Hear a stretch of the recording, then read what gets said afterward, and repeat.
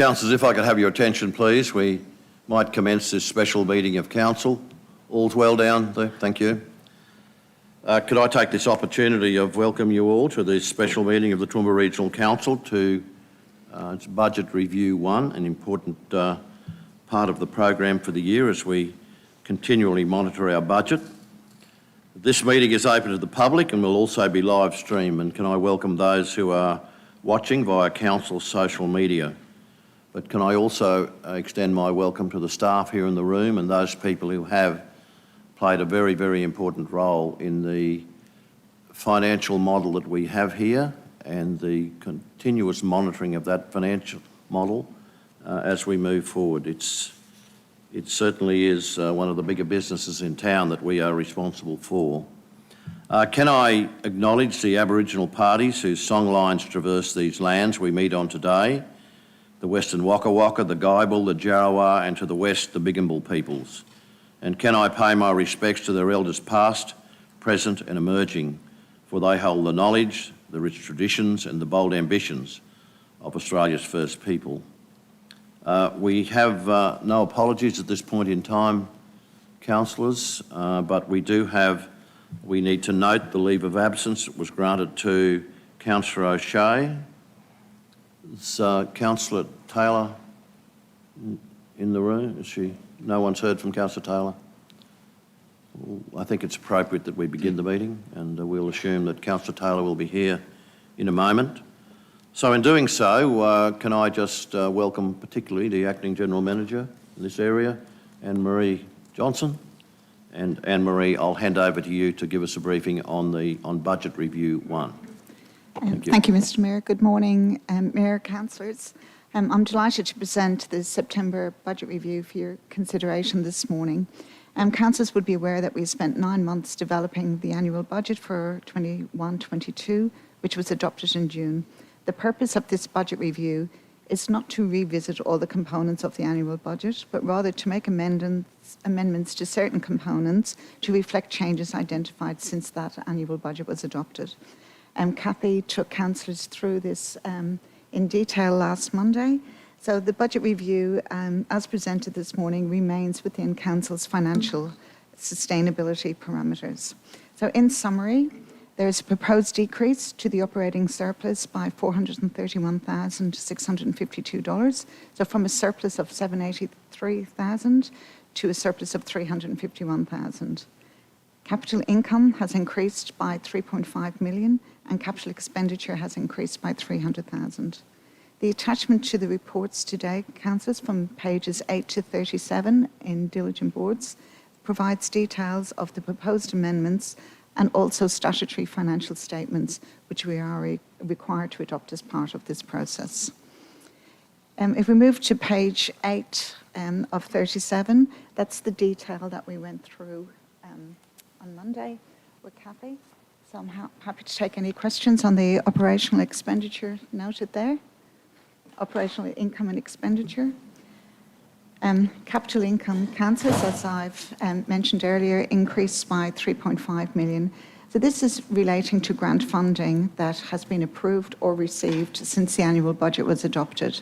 So when we were developing the budget, we would have applied for various rounds of grant funding. If they haven't been confirmed, we don't include them as guaranteed. So they've now been confirmed. The projects are already existing projects.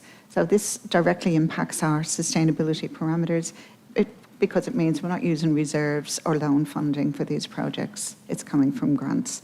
So we have the Queensland Rural and Industry Development Authority Energy Saver Programme, South East Queensland Community Stimulus Programme for the Arm Waste Management Project. And we've also received some funding this year for the Crowsnest SCS facility. So that was the final milestone payment received, anticipated last year, but actually received this year. Are there any questions for the GM? Any comments? I might just make a Councillor McDonald. Well, thanks, Mayor. Through you to General Manager Anne-Marie. On page 15 of 37, talking about our sustainability measures, financial sustainability measures, and there is some talk from the department around changing of these measures. Do you have any idea on time frame around those measures, when they might change? There is a proposed sustainability framework is out for consultation at the moment. So we are providing a submission directly to the department, but also through the Local Government Finance Professionals Association. So we are actively participating in that consultation process at the moment. The asset sustainability ratio is being proposed to remain at 90%, but there are other measures of asset sustainability that are being included. So instead of the 3 measures here, I think it's eight measures that are being proposed to be implemented from next financial year. No, that's good. I just looking at that page, you can see that it's reflective of the increase in new that we will have, leading through to 2025. The asset sustainability ratio struggles to get close to that 90% after next financial year because of that new, and then that obviously is reflective in our net financial liability ratio, which is why, as the Mayor often says, the funding from both other levels of government is so critically important. We've seen that through this $3.3 million that we're acknowledging today through the capital budget. So that all will help those figures, but it's important from a community perspective, obviously, to note that the surplus is in line. Asset sustainability will struggle because there'll be a lot more new, but that's where the measures, those other measures, may well assist. Put some context into that. That's correct. Measure. And then, of course, the net financial liability ratio is all dependent on our borrowings that we have in relation to the asset build. So they're all reflective in those grants that can come through. I just wanted to get some surety, because when we do our budget for 22-23, those new measures may well be in play. Maybe not for BR2, but certainly for the next financial year. Well, I think that's the plan at the moment from 1 July 2022, that they will be implemented. So therefore the reporting certainly will be included in the budget statement. But I'm happy to include those measures as we go through the budget development and look at these 3, to also take councillors through those additional measures that the department are proposing.